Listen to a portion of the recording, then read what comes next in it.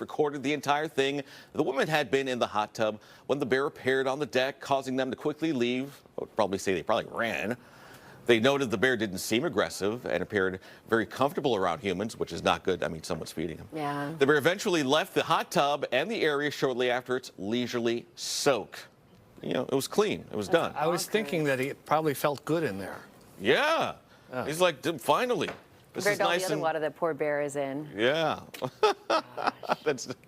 Probably too I mean, what are you hot, gonna do? though. But they're still kind of a little too close in that photo because they had to get. You had to get the video.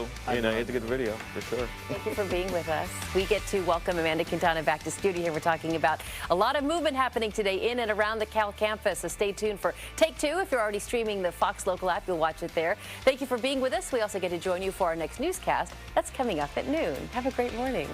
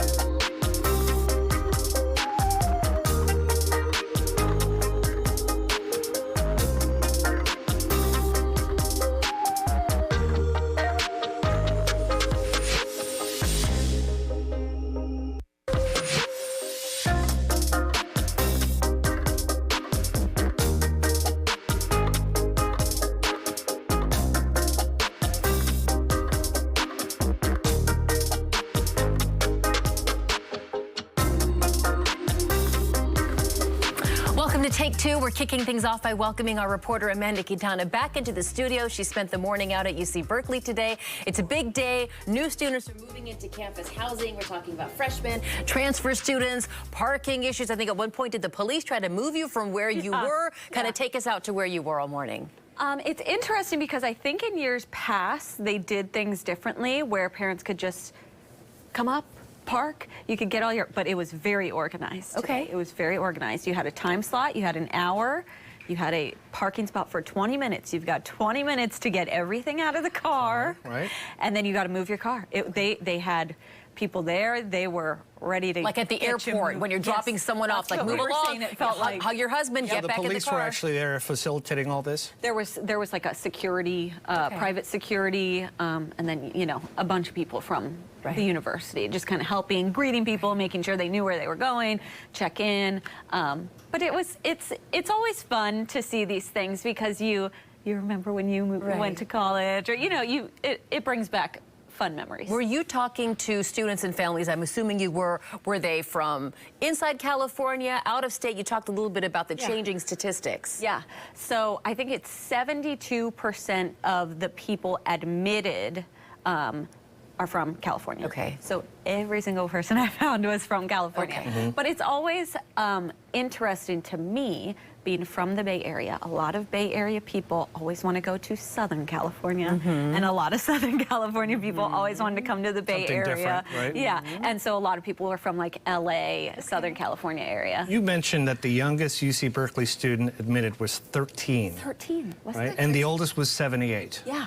Yeah, they had that as one of kind of like the fun facts of the people that they admitted into the school year this year. 13. Wow. Did you talk to any students? Were they, or were they just too busy? I talked to a few, yeah. Okay.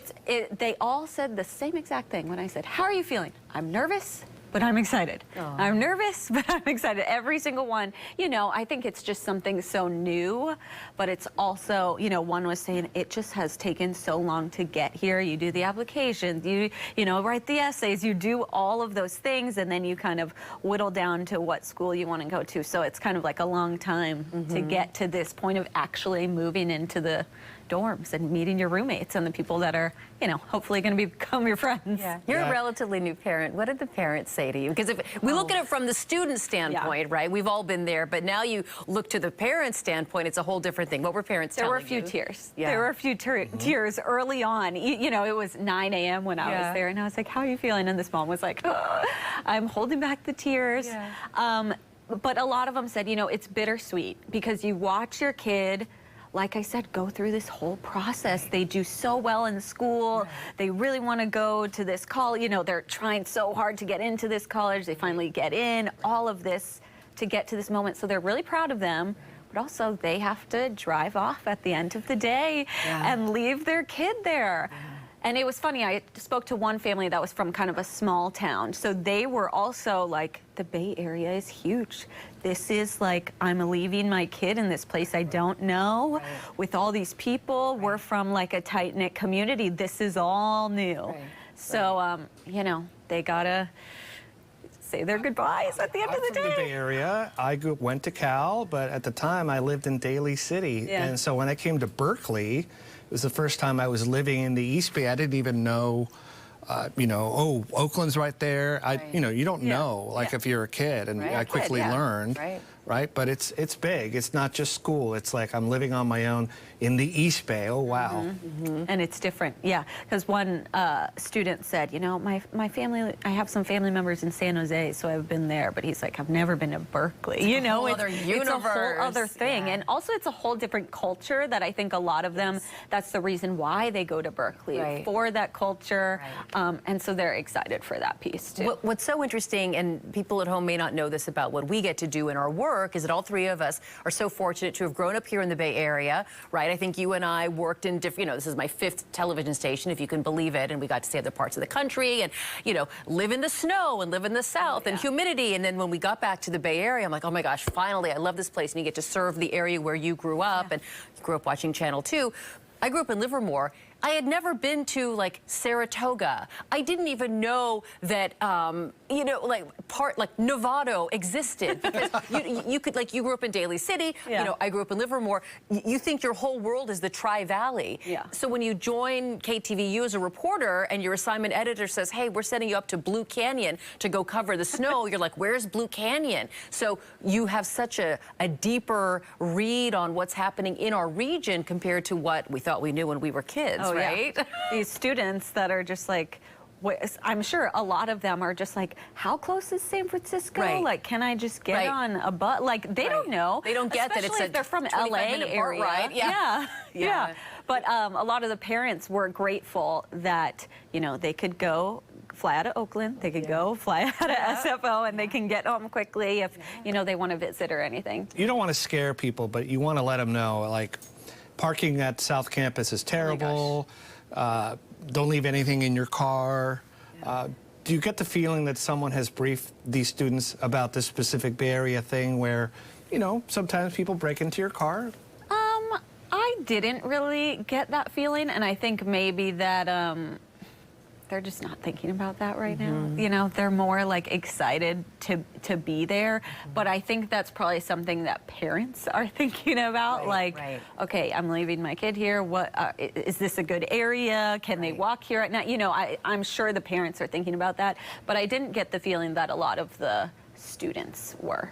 Wouldn't it be fun, and I don't know if you did this, but like, let's say you got a cell phone number for one of the students and families today, check back in with them a year from now, right? And at the end of their freshman year, they're going to be so much more, you know, worldly and wise, not just to higher education, but just to living in Berkeley and kind of living on their own. Although I will say living in the dorms is sort of a halfway measure, you know, it's kind of like an incubator, right? You still have your meals there, and if you have a problem, you go to your RA for help. So I think the dorms, and you know, we actually had another story that said there was a a correlation between living on campus and academic success. Because, again, you know, when you're living on campus, there's a bit of a safety net, right? And you know, it's a nice in-between from your parents' house to, like, living in your own You don't have to crappy spend apartment. time commuting. Yeah, that's it's true. time. It's the fact that meals are ready for you. Again, you know, there's responsible older students who are supposed to be caring for you. Yeah. So it was really nice watching your reports this morning. Yeah. I'm sort of in between that whole, I remember when that was me, and now I'm looking at my teenage sons going, oh my gosh, that could be them. So it was really, I don't kind of do it every year, but it was particularly poignant for me this year, Amanda. It is, and when you, I mean, I became a parent recently, so it's like now you kind of switch the thinking to one day I'm going to have to do this. You got a long ways I'm to not go. even ready for her to go to kindergarten. Oh gosh, so. no, we can talk about kindergarten. We could talk about kindergarten all day. All right, we'll have to wrap this up. I know you're busy. If we can look ahead to noon, you're preparing a report for our new newscast on this, right? So we'll hear from parents, we'll hear from students, kind of how they're feeling and how the day goes with moving in. Okay, Well, all right. nice job out there. Thank you. Thank you. We'll be right back here on Take Two. More coming up after a quick break.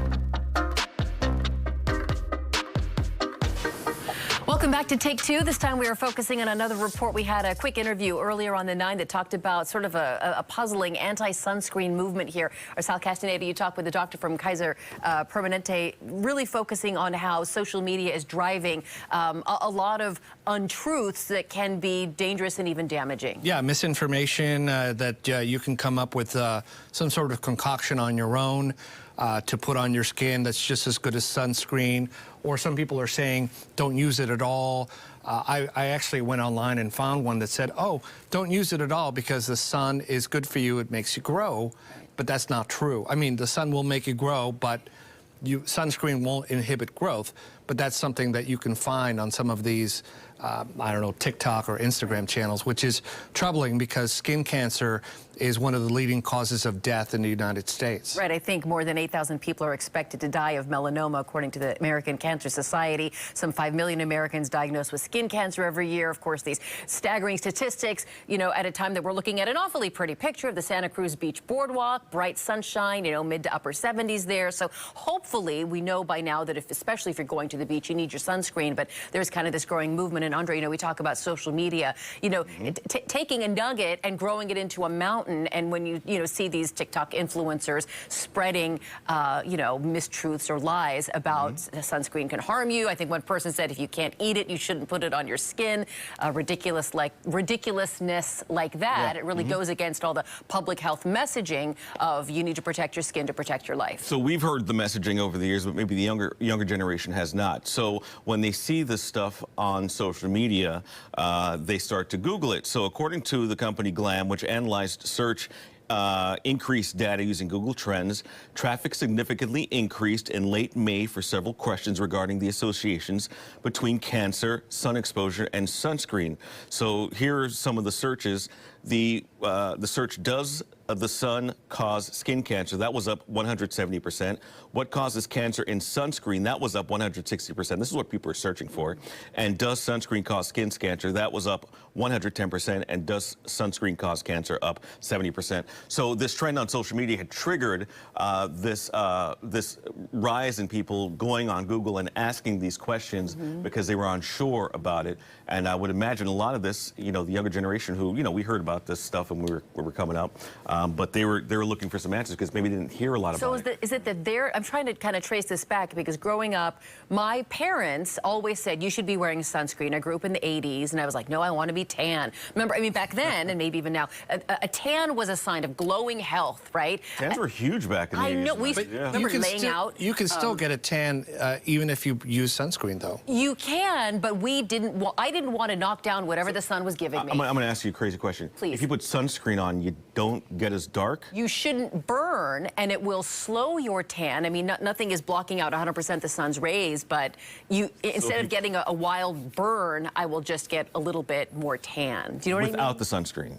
Or with the sunscreen? With the sunscreen. And you can lay out longer and get a little bit more tan. Is that kind of the idea? You know, I don't know, because I've never had to deal with that. So can I ask you, because we actually had a sort of an off-camera chat about this in our newsroom, actually in the studio back in the 7 o'clock hour, and we were talking with some people, and I won't share their names because maybe they don't want to say it, but anyway, you know, they're black and they have darker skin, and they're like, we kind of thought we didn't need sunscreen, and they're older than we are. Yeah, right? no, I mean, I thought that too. Did you get the message you need sunscreen or no? No, I know. As far as I knew, growing up with darker skin, you're like, you didn't need it. It just wasn't a thing. Do you wear it now? I do now. Okay. Yeah, I do now. Welcome to your 40s, man. Yeah, I mean, I'm getting old. I mean, my knees are bothering me, so I'm like, well, I guess I better do other things to protect myself as well. But it was just a thing, and I was talking to someone earlier. They say that is a myth, and it's not true. Now, you know, and I always heard that if you had lighter skin, it was easy for you to contract skin cancer because, you know, you're more susceptible. You're more susceptible to things.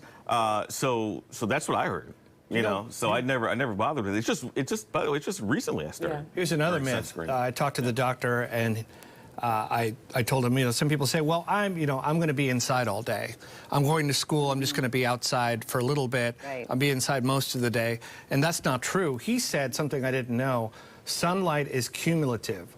Those few minutes you have, or maybe you're going out. Is that right? So if you have 30 minutes here, it all adds up. You should wear sunscreen like you brush your teeth. Is what he said. Wow, that is interesting. And do we know if spray-on sunscreen versus a lotion sunscreen, do we know which one is better? So I have talked to doctors who say forget that, like, you know, the aerosols, like a hairspray. Yeah, right? you just go like that? Yeah. And they say it's not quite useless, but it's almost there because the next time you're at the pool or the beach, watch what happens. The well-meaning parent will spray, and all that spray goes right over the kid's arm, right? Or people kind of do this. Okay, so it's all not that it doesn't away. work, it's just that the way we apply it is maybe different. It is so often not properly applied. Gotcha. I think dermatologists say that mineral sunscreens are best right now. Mineral And- sunscreen, that's the lotion sunscreen? Yes, Okay, and gotcha. it'll say when you buy the little fancy tube, mineral sunscreen, that sort of thing. I've also read that anything below 30 is kind of useless, so we do shoot for 50 He and insisted on above. 30 at least. Right. And he also said, throw away the expired stuff. I have another question here. Yes. 30%, like, is it thicker? 30 SPF. SPF, is it thicker the higher the SPF? Like the mineral? Oh, you mean like the actual texture of the lotion you're putting on? Like why do people get less SPF? I don't know. If you need at least 30. Right, like why would someone buy why would someone 20? buy anything less? I think because they want to get 10. So but couldn't you still get tan with like 30 and up? But people, you know how people are. It's like, I want to get darker tan, 15 instead of 30. I'm sorry. you're set, the yeah, problem is no, I never really understood the whole thing Right. of tanning. Oh, okay. I never understood it. Let me take you to my neighborhood pool in 1985, Andre. That's all I we mean, wanted I would to when I do. first, you know, That's all we wanted. I don't understand why Yeah. would you want to why would you want to do that? I know, it is sort of puzzling. And of course, now when I see someone who is, look, I'll take you way back. Not for any reason, by the way. Right. I just didn't Right. you know. Well, you know, it's like sun and like that healthy glow tan idea that I think was really big in the 80s and even in the 90s. When I was at the tail end of high school, I worked at the cosmetics. Actually, I was in my community college years. I worked at the cosmetic counter at the Emporium at Stonebridge Mall, no longer there. And it was at a makeup counter. And so I was like 21. I mean, imagine the skin you have at 21. It's like perfect, right? So I'd have these women coming to me. They'd be in their, 70s, and you could tell they'd lived a lifetime of sun exposure. And just by looking at, the texture of their skin, the wrinkles and all that, and they would say, well, honey, I want skin like yours. What do I do? And that was a real wake-up call to me to think, oh, maybe 50 years of sun exposure isn't the best idea. Yeah. But honestly, I didn't really start somewhat regularly using sunscreen until probably the past 10 years or so. Yeah. So yeah, but I could definitely see it. But like that tan, remember Baywatch? I just thought everyone's skin is nice. I mean, what's the difference? Why do you want to get darker or lighter? I just didn't get it. My mom would not be happy with me back then, and she still isn't now. If she sees me with some color, yeah, I get it. I happen to know that my kids are watching, and I'm going to tell them, use sunscreen. I will add one more thing. I don't think your girls are wearing makeup yet, and even if they are, they should know this. A lot of makeups come with SPF 30. The problem with that is dermatologists say don't count on that providing you with real sunscreen protection because we usually use so little foundation that you're not really getting enough to have it be an SPF of 30. So you can't just trust what's on the bottle because you're not caking it on. Think about another thing. You have to use a lot of sunscreen. I think you're supposed to use an ounce of sunscreen to cover your body. Well, see, I don't even know. So an ounce, a shot glass, right? That's an easy. Oh, a shot glass? So Okay, imagine all right. filling a shot glass and then using that much sunscreen. Most of us do interesting. a little dab. Okay, I'm covered. You're not. So anyways, it was a good interview. It's good, I know we're heading to some real heat. Put it on later like in the cocoa week. butter. Yeah, just nice and, soak it in. That is the worst. Emollient. Yeah. So anyway, a little health reminder for you. We have to pack up this part of our Take Two, but we're going to come back. We're going to run some words by you, and you guys tell us if you've heard these, if you've seen them on social media. We'll also check in on your comments on YouTube. So we'll be right back here on Take Two.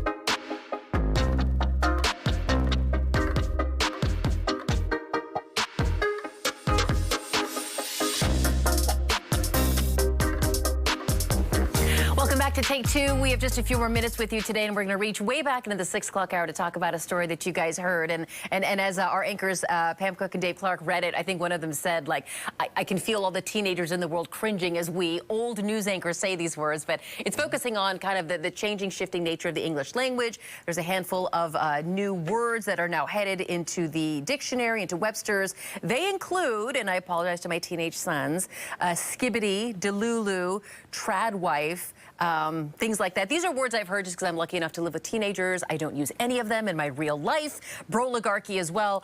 Gentlemen, have you heard these words? Have you used these words? Have you seen them on social media?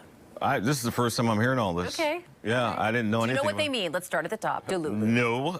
Well, because I've been researching it since Okay. it came on, so I know I know what delulu means. Like delusional. Delusional. And so yeah. it's Crazy. funny because you see these Yeah. words now that they're in the dictionary, it sort of legitimizes them. It was back in the 2025 speech in Parliament, the Australian Prime Minister used the word delulu and said that the word, he used the phrase there, it was delulu with no salulu, which is like a double cringe because now you have a member of Parliament Kids aren't gonna like using that. one of the kids' words and Yeah. adding one of his own little made-up No, don't mishmash do that. words. So- Because imagine if you're a child and your parents tried to do that. You would die You'd be- inside. Yes, Yes. exactly. My, So my daughters don't try like that. me to use these words. If I'll Yeah. say, they say when something is cool, It's they not say. cool when you do it. Well, I know. It's when worse. something is It's cool, they say, painful. Yeah. slay, Yeah. slay. Oh. Do you That s- means, They don't use slay well, anymore, I use right? it just to bother them. Oh yeah, slow is old. Slow is. Isn't that funny? Like how words. But that's okay. That brings me to my next point. Then Yeah. why put them in the dictionary? Because Right. these are just passing phrases that the generation uses. Like in 3 years, no one's In 3 gonna years, know no one's what going to use delulu it. You is. know. Right. Well, what if someone is talking around you and you want to know what it means?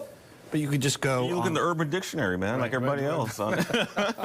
It's interesting, you know, with, you know, growing up 100 years ago in the 80s, we had words. I mean, Rad. rad, awesome. One of my crutch words was like, and I don't know if it's kind of Valley Girl-ish. Yeah. It would, and I'll do it for you now. Like, do you want to go to the mall? And then we could like, I don't know, like maybe go to Mrs. Fields and then like Yeah. stop at the Sanrio store. And then like if your mama lets you, maybe we could like go roller skating. Yeah, That yeah. was me in 1987, not me now, right? But I don't know that today's kids say like, but it's stayed around for a long time. They do, but I don't think in the same context you're talking How do about. they They'll use use it? they'll use it. You know, like I'm going, like I'm, you know, like Like a filler, a crutch. yeah, like a filler. So- but like was more of a part of your language back then. It was a whole part of my life. Yeah. This is Generation Alpha. Generation Alpha, Yes. born 2010 to 2024. Yes, I have one of those. Right? They have never known a world without the internet or Right. constant technology. Right. And this is a generation that's driving that. Right, and the internet is just fueling the meteoric rise and then the quick falling out. You know, things live and die. The cycle is so much faster now. So Gen X. Yes. Let's just shoot back to that. You know, from That's you know, us, right? It's Yeah. us. Yeah. Okay. So what were the words we used? Chill pill. Remember that one? Take a chill pill. Take a Remember chill that? pill. Yep. Okay. Cool beans. Cool beans. Remember that one? Okay. Bogus, gnarly. These are words that we all remember bogus. use. Dude, yuppie, gag me with a spoon. Although, I still like or about bogus. as if. What about? So anyway, so these no one uses these anymore. So Right. why put them in the dictionary? It's like you're reading from ancient biblical texts. Yes, exactly. Yeah. I have not heard those words like in the- yeah. 30 years. Dude, yeah. Dude. Dude, Do people yeah. still use dude? I don't think so. Radical, totally, whatever. Well, what about? Ken, our director, says he uses all of them, but you know. So What does that tell you about I Ken, would go. the director? So I could easily go back maybe a year. My sons used to say "bruh," and it was and mothers of teenagers, maybe teenage boys. in Yeah, particular, even that's will say kinda- that. that's kinda like- And I have not heard "bruh" from Yeah, them. that's like old school And right what's now. funny is they could use that word "bruh" to be "no way" or "you're kidding me" or. You know, like depending Bruh. on how many syllable, like Bruh. bruh, and then Yeah. it was. I mean, it was Bruh. like they could squeeze so many emotions out of Mm-hmm. 4 letters, BRUH, and I haven't heard in a long time. I wanna- So I think it's I fascinating. want to Wicked. thank our commenter, Garrett Malati, who is watching, Yeah, what was he telling saying? us that he's saying that shocked to learn that people are not using sunscreen. He also says that Gen Alpha slang is what this is all about, LOL. Right. I remember I This was is all, what? Gen Alpha. It's like What the did they kids. say? These are the words that they use. Oh, Gen Alpha. Okay, They're gotcha. using it. Yeah. We are not using it. I remember I used to help out in my son's classrooms, and it was in 2nd grade. Remember back when OMG started gaining some traction, and we'd been texting it back and forth, but I saw a little 2nd grader, Zoe, an adorable girl, and I was helping her with someone, and she said, she goes, OMG, I think I got it. And that was the first time I had heard a 2nd grader verbalize OMG, even though her parents had been texting it. That is... Anywho, OMG, that we're out of is time. righteous. We'll get to do this again tomorrow. That is every dope. day at 10 a.m. Thanks, you guys. Right. Crack open a cold one. We're toasting to everything from sizzling summer sips to expert wine tips for special occasions. Sal's got your glass filled to the brim. I'm mixing, tasting, and pouring my way through some of the Bay Area's best beverages. Do you want to shake it? Sure. Plus, a cheers to local makers and margarita lovers alike. Get